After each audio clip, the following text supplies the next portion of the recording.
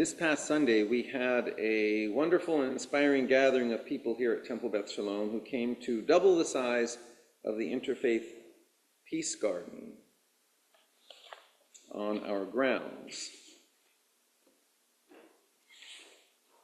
As some of you may have noticed, more flower beds have been dug out in preparation of planting in the spring. Some of you may also know that a bench will soon be installed of recycled plastic. A peace pole has arrived and will soon be installed. Some artwork has been donated. About 25 or 30 people showed up to help on Sunday. Additionally, a woman who lives around the corner stopped to ask for help in creating a perennial garden in their complex nearby, and she offered to help with the maintenance of our garden going forward. So the networking continues. At the same time, or in the same day, after most people had left, but some were still there, someone driving by in a car took the opportunity to anonymously yell out, "Freedom for Palestine," as they drove by. A couple things went through my head at that moment, only one of which I said.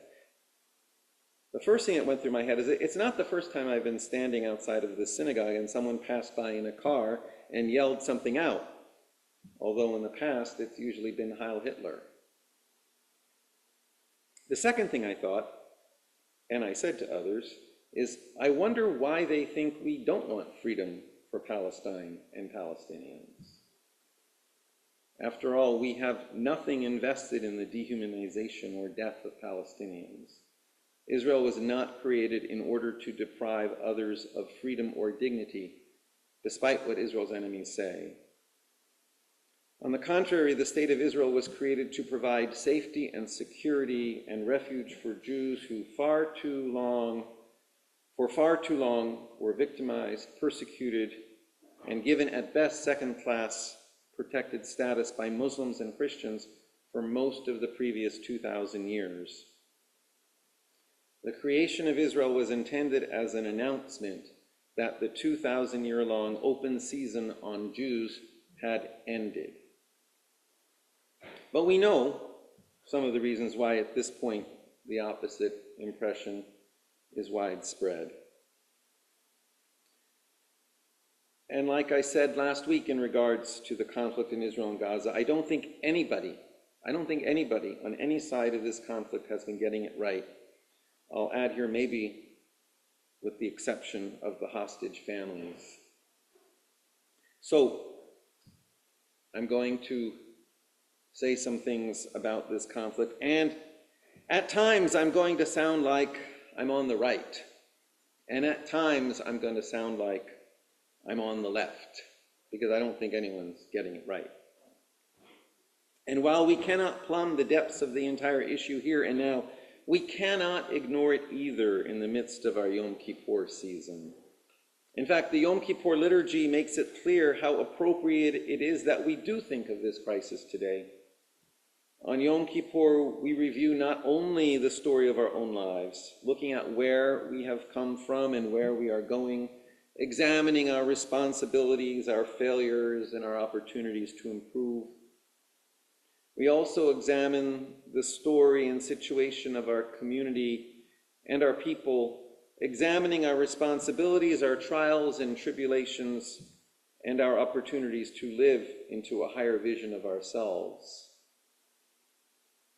In the midst of our Yom Kippur morning service is a section, upcoming yet, called the Martyrology, where we recall the sufferings of our community at the hands of others. Traditionally, the Martyrology speaks of the execution of Jewish teachers by the Romans. We have expanded it to remind us of sufferings of our community throughout the course of our history, and how so many before us have sacrificed so that the heritage of Torah can come down to us until today. And also in the midst of our service is the Avodah service and the Torah reading, both of which remind us of the sacrificial ceremonies in the temple in Jerusalem, which speak to our calling and our responsibility to be a kingdom of priests and a holy nation in the world. As we gather together on Yom Kippur, we merge the trajectory of our lives with the history of our people. And right now, we are going through a tragic time in the history of our people. We shouldn't ignore it. And we can't ignore it, if only because everyone else around us is thinking about it as well. Today, it is the elephant in the room. Over the past 2 years, however, it has been difficult to know what to say, because we only learn the details of what's going on, along with the rest of the world, as it is unfolding or afterwards. And very little of the reporting about it can be trusted. There is much going on that we don't know, except that it is all terrible. Without knowing specifics about what is going on and knowing nothing in advance about what is going on, I have often guided myself by the principle, first do no harm. I think most people speaking out have been doing harm. Certainly, the anti-Zionist protests we've seen on college campuses and elsewhere throughout the West have done harm. The anti-Zionism embedded in those protests predates October 7th. The delegitimization of Israel they were arguing for was the same delegitimization with the same tactics they were advocating for before the attacks of October 7th. Embedded in those protests is the assertion that Israel was complicit with all that took place on October 7th, because they claim Israel is uniquely responsible for the plight of Palestinian refugees and therefore for everything that happens ever since. Implicit in that claim is the assumption that Israel does not have the right to exist, that Jews have no rightful place in the Middle East as a people or nation with the right of self-determination, and that Israel set out to expel Arab residents of the land before Arab forces forced a war on Jewish residents of the land at Israel's beginning. But the idea that Jews have no rightful connection to the land of Israel is a distortion of history. And the claim that Jews have no right to self-determination in the Middle East derives from distinctly anti-Jewish teachings in Islam, especially. There is a long legacy of thought within Islam that claims that because, they claim, Jews are not in possession of a revelation as pure or as perfect as the Quran, therefore Jews are not rightly in a position to rule over Muslims, especially not in the Middle East. To many traditional Muslims, the very existence of a Jewish state in the Middle East is an insult to God that must not be tolerated. This is an anti-Semitic nugget that cannot be separated from forms of Middle Eastern anti-Zionism. So while it is true that anti-Zionism is not necessarily anti-Semitism, it is very difficult to draw a line between them. No place more is this true than when you are dealing with Hamas. There is no reason for me to strive to summarize for you the view of Hamas. I can simply read to you their own words from the Hamas Charter of 1988, which, as far as I know, no one around us has ever bothered to read, least of all those protesters on college campuses who think they are clamoring for peace. In Hamas's own charter, in Hamas's own words, they say, the Islamic Resistance Movement, which is Hamas, that's what Hamas stands for, believes that the land of Palestine is an Islamic realm consecrated for future Muslim generations until Judgment Day. It or any part of it should not be squandered. It or any part of it should not be given up. Nationalism, from the point of view of the Islamic resistance movement, is part of the religious creed. Nothing in nationalism is more significant or deeper than in the case when an enemy should tread Muslim land. Resisting and quelling the enemy become the individual duty of every Muslim, male or female. Initiatives and so-called peaceful solutions and international conferences are in contradiction to the principles of the Islamic resistance movement. Abusing any part of Palestine is abuse directed against part of religion. Nationalism of the Islamic resistance movement is part of its religion. There is no solution for the Palestinian question except through jihad. Initiatives, proposals, and international conferences are all a waste of time and vain endeavors. The day that enemies usurp part of Muslim land, jihad becomes the individual duty of every Muslim. In face of the Jews' usurpation of Palestine, it is compulsory that the banner of jihad be raised. To do this requires the diffusion of Islamic consciousness among the masses, both on the regional, Arab, and Islamic levels. It is necessary to instill the spirit of jihad in the heart of the nation so that they would confront the enemies and join the ranks of the fighters.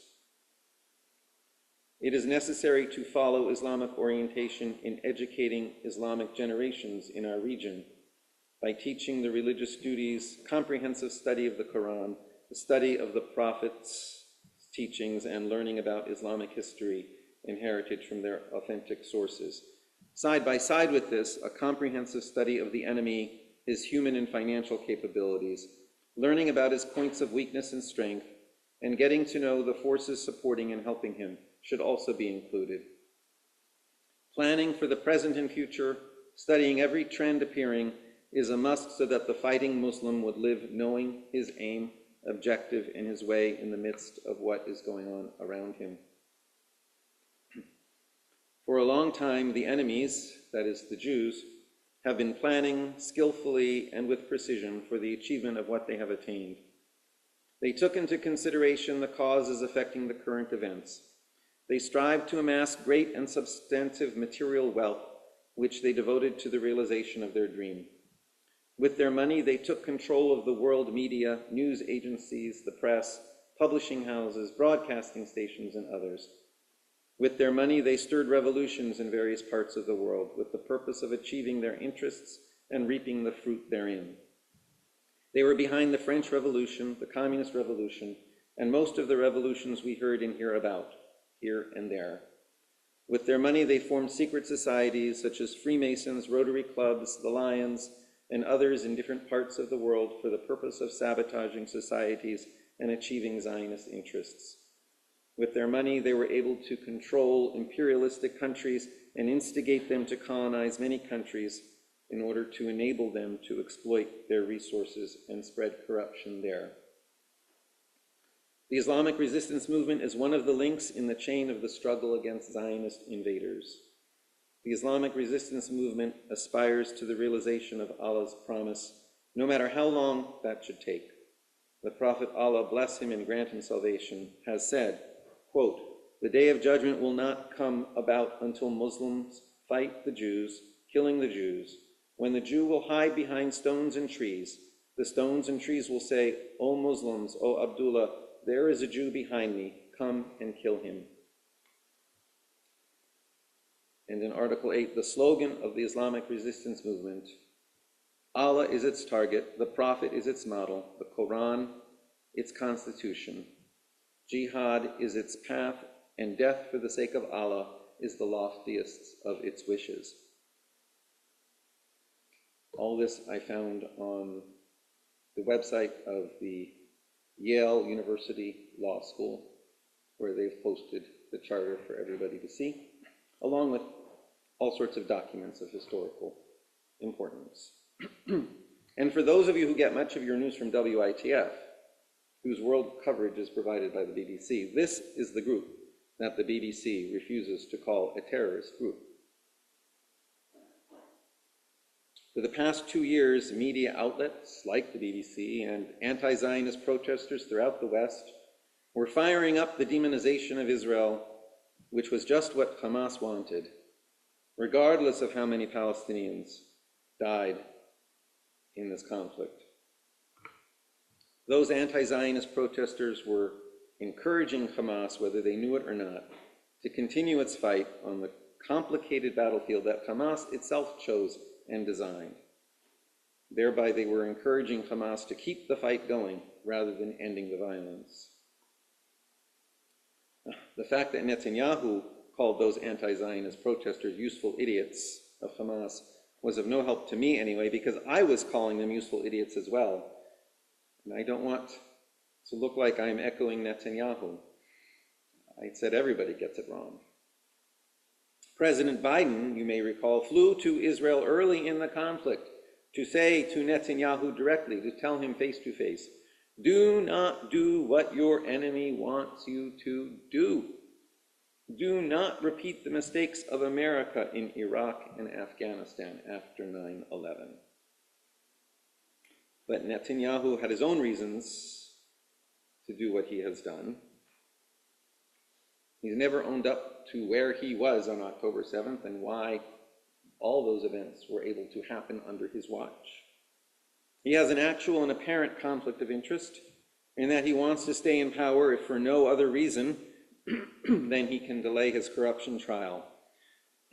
So every time he makes a major decision about the war, a question is raised about whose best interest is he really carrying out. So the second piece of harm that the anti-Zionist protesters did, seemingly, was to make Netanyahu suspect that he was going to outlast Biden, which he did, because those anti-Zionist protesters weakened the Democrats. So Netanyahu made the gamble that he did not have to pay attention to what Biden was telling him. As far as I can see, the largest impact of the anti-Zionist protesters was to encourage Hamas to extend the fighting and to encourage Netanyahu to extend the fighting all at the same time. Meanwhile, the international community and institutions of international law, including the United Nations, have been largely arrayed against Israel for decades. So it should be of no surprise that they're constantly criticizing what Israel does, even if Israel hasn't been at its best. The best way for me to explain this is not to explain it, but to quote extensively from someone else, someone who knows how the United Nations acts. This from a speech given in front of the UN Security Council by U.S. Ambassador Samantha Power, the United States Ambassador to the United Nations under President Obama. And she said at the United Nations on December 23rd, 2016, in front of the Security Council, she said, "The simple truth is that for as long as Israel has been a member of this institution, the United Nations, Israel has been treated differently from other nations at the United Nations.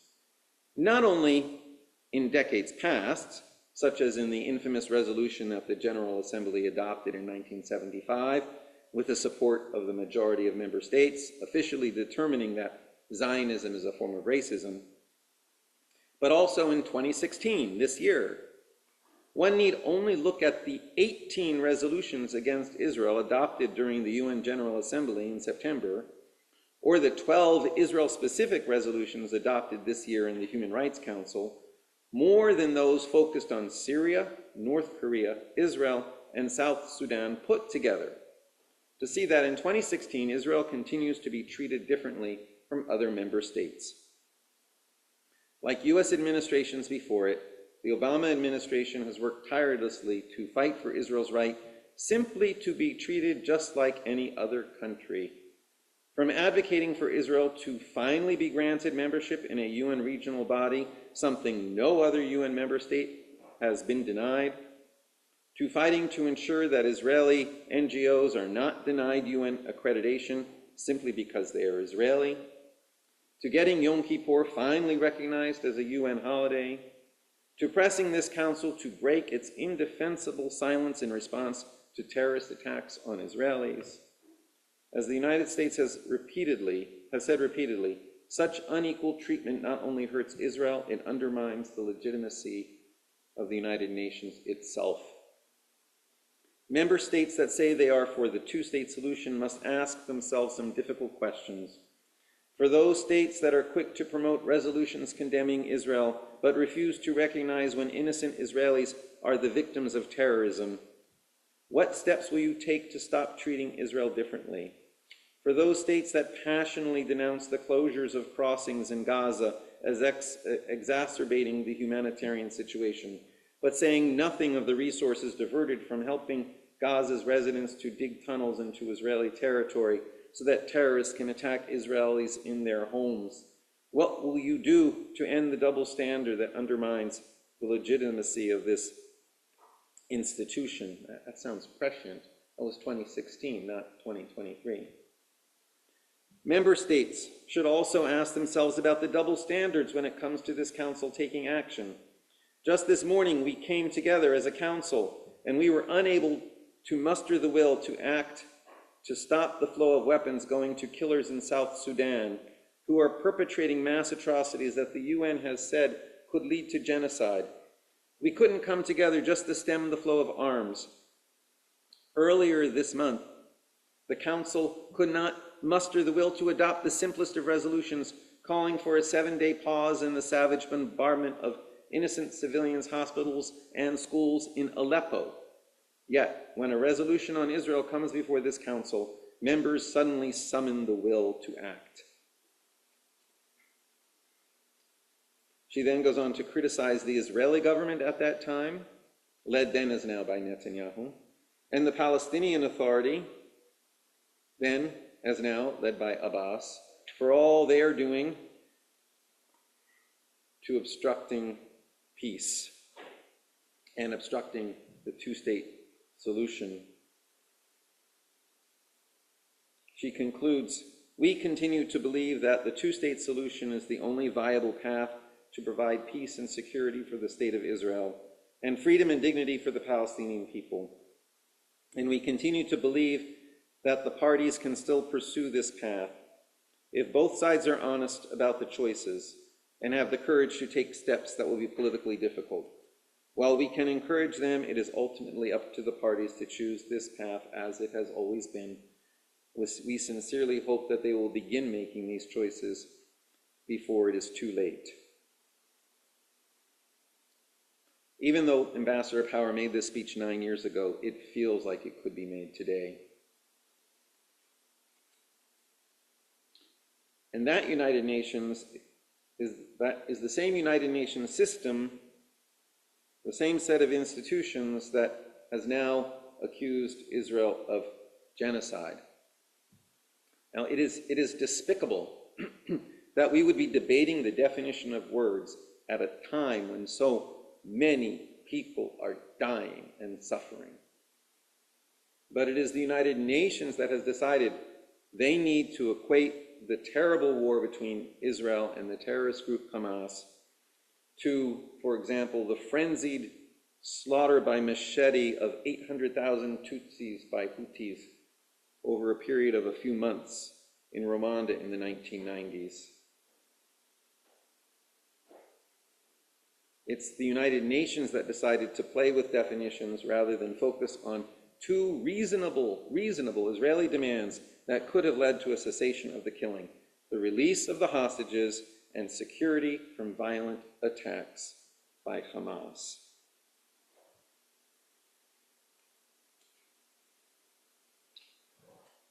I've looked over the text that the United Nations report recently accusing Israel of genocide, which the BBC and other media is taking as definitive, and we don't have time here to start analyzing it. But that UN report does not make its case. It's more United Nations rant, this time about an incredibly horrendous episode of conflict. The purpose of that United Nations report seems to be to continue efforts to demonize and delegitimize Israel rather than finding a way to end the deadly suffering. In that way, the United Nations is not helping.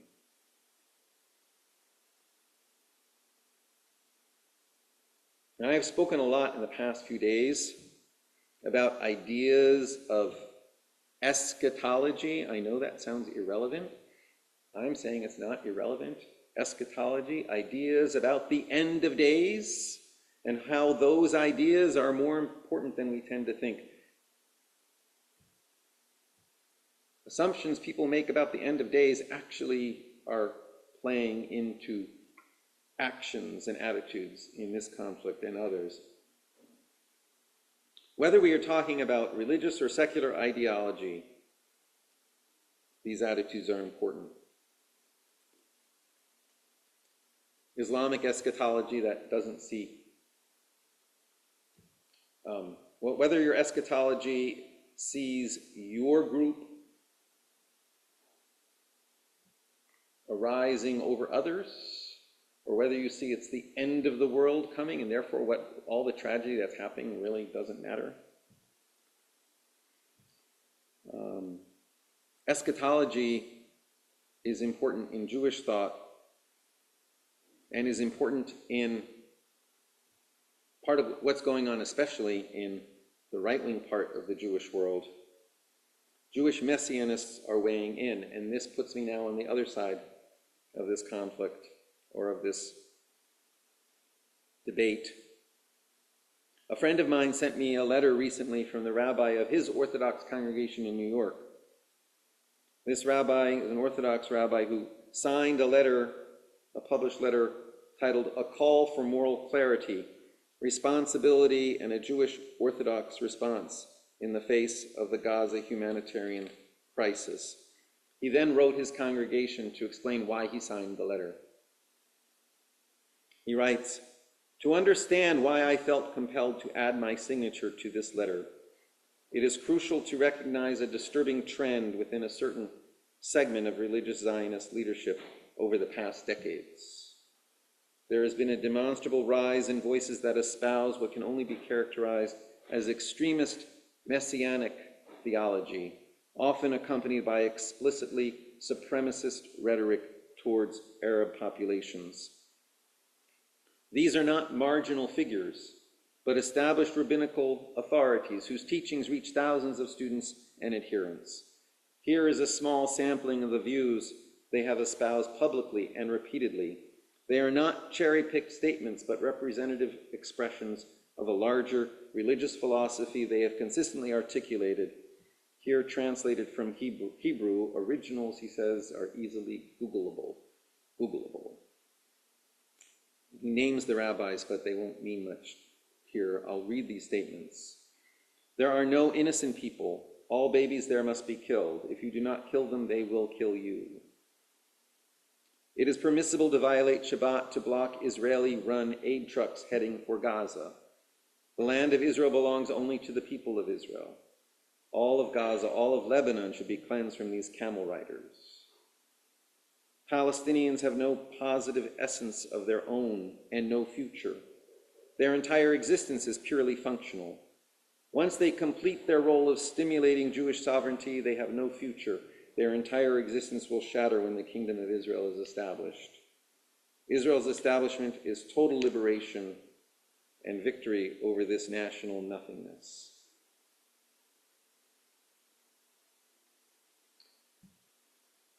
The rabbi in New York goes on, "These pronouncements share common characteristics. They invoke religious authority to justify policies of collective punishment, employ theological language to sanctify violence against civilian populations, and present Jewish supremacism as divinely mandated rather than as a distortion of Jewish values.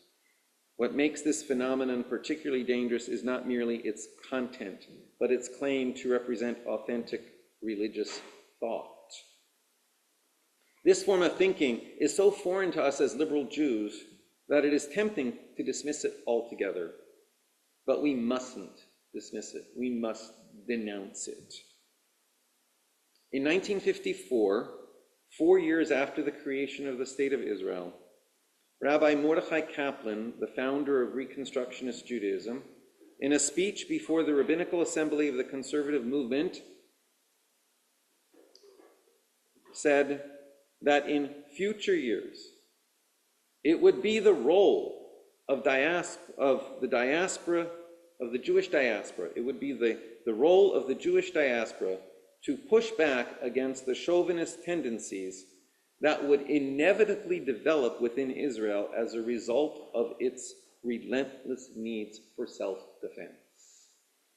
So in 1954, Rabbi Mordechai Kaplan was already predicting that the relentless needs in Israel for self-defense would push Israel more and more and more to the right, even to a dangerous point. And it would be the role of the diaspora to push back.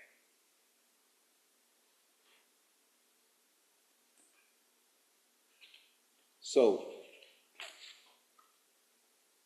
in this regard, our eschatological visions become important, not as predictions about how the world is going to end, but as our own visions of how the world should move forward. What direction should we move in? And how is our vision rooted in our own tradition and history? Jewish historians sometimes contrast the path of Yochanan ben Zakkai with the path of Bar Kokhba in how they related to the Roman Empire 2,000 years ago. Bar Kokhba was the leader of the second Jewish revolt against Rome around 130 CE, which lasted for years, but eventually ended in utter disaster, death, destruction, and physical exile.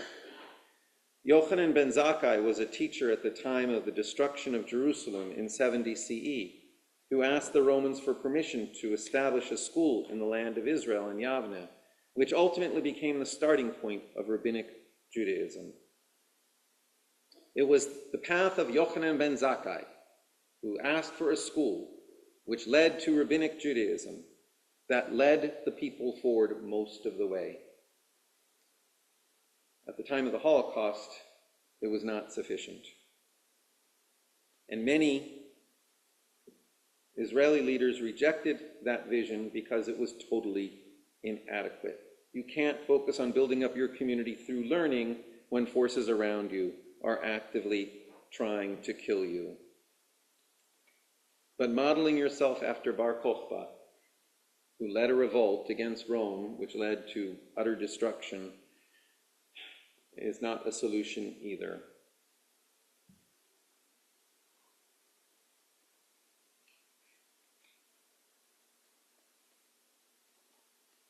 We need to remind Israel and the Jewish world of the vision of Yochanan ben Zakkai, a vision based on building through learning and commemoration and deeds of kindness, Torah, Avodah, and Gemilut Chasadim.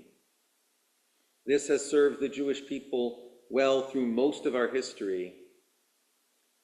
But we need to teach that the stance of Bar Kokhba must be kept in abeyance in almost every circumstance. There's much more that I can say, but I won't. I'll say our eschatological vision, our vision, not a prediction, our vision of the end times must be guided by the verse from Isaiah, which forms the conclusion of our service this morning when we reach it on page 1001. Ki veiti beit tefillah yekareh lechol ha'amim. For my house shall be called a house of prayer. My house shall be called a house of prayer for all the peoples. Our role somehow needs to be one of maintaining hope, preaching hope, putting forth a vision of hope, and keeping that hope alive, both in Israel and in the diaspora. Obviously not by ourselves, but in partnership with many others in the Jewish world and in the world around us. May we find the inspiration and strength to move forward, and may our efforts meet with success in the long run. A year of peace, health, and happiness, and continued positive effort for all of us. May we all be sealed for a good year in the book of life.